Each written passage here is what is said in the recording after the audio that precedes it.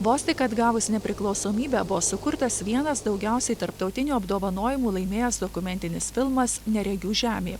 Režisierius Audrius Stonys tapo pirmuoju lietuviu apdovanotu Europos kino akademijos Feliksu. Režisierius Laurus skynė ir debiutiniuose Sidabrinės gervės apdovanojimuose už filmą Varpas. O kas šiais metais varžosi dėl geriausio dokumentinio filmo vardo Lietuvos padangėje? Šių metų filmai, jie daugiau atsigręžia į tai, kas yra lietuviška dokumentika, dokumentika kalbanti apie mus, apie mūsų tautą, apie mūsų žmones, apie keliones. Ir kelionės motyvas vienas iš tokių esminių, galbūt sakyčiau, jungiančių elementų visus filmus nominacijoje. Gerai, važiuojam. Mes betono vaikai! Kelionę per dokumentinių filmų penketą pradėkime nuo spalvingos grupės Biks. Emilio Vėlyvio filmas Biks beveik Nirvana vedžioja ne tik grupės biografiniais takais, bet ir mūsų tautos raidos keliais. Per vieną pasakojimą mes išgyvename Lietuvos kelių dešimtmečių istoriją, o taip pat išgirstame nuoširdžiai atvirus prisipažinimus. Ura!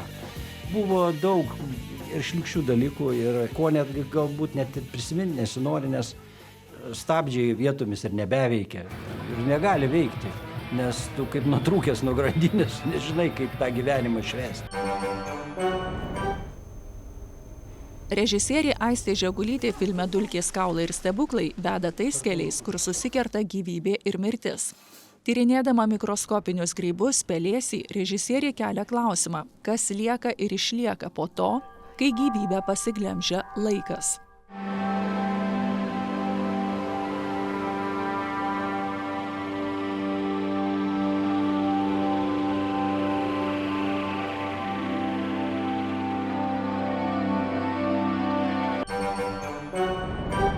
Wow. Dokumentinis filmas Lagūna tai asmeniška režisieriaus Šarūno Barto dedikacija žuvusiai dukrai Inai Marijai Bartaitei.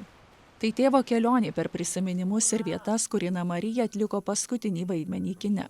Dabar Meksikos džiunglėse režisierius keliauja su jaunėle Una Marija ir kartu išjaučia netekties skausmą. Aš buvau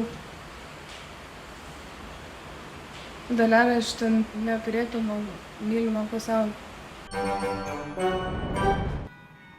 Giedrės Žickytės filmas Portretas apie visuomenės veikėją Ireną Veisaitę Irena. Kartu su jo amžinybėn išėjusia literatūrologe, teatrologe keliaujame po nelengvą jos praeitį, kuri atspindi visuotinę istoriją ir skaudžius jos laikotarpius.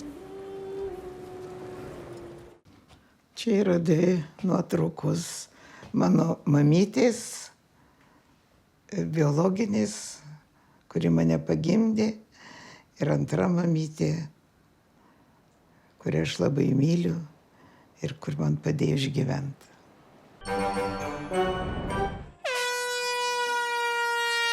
Penktas filmas mus vedė į Jungtines Amerikos valstijas, konkrečiai tą vietą, kur telpa Lietuva.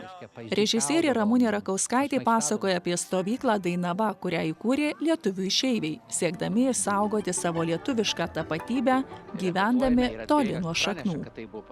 Ir rūpi, ar Dainava dar taip įsiliks kitai generacijai. Rūpi. Pamatysim. Bet labai norim, kad pasiliktų.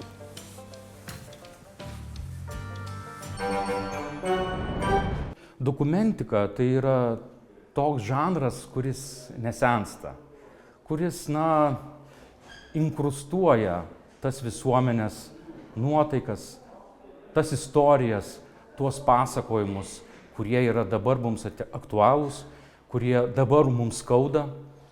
Juos, galima sakyti, įtvirtina, įamžina mūsų atmintyje, pabrėžia tai, kas yra svarbiausia. Metų laimėtojai paaiškės gegužės 31 dieną.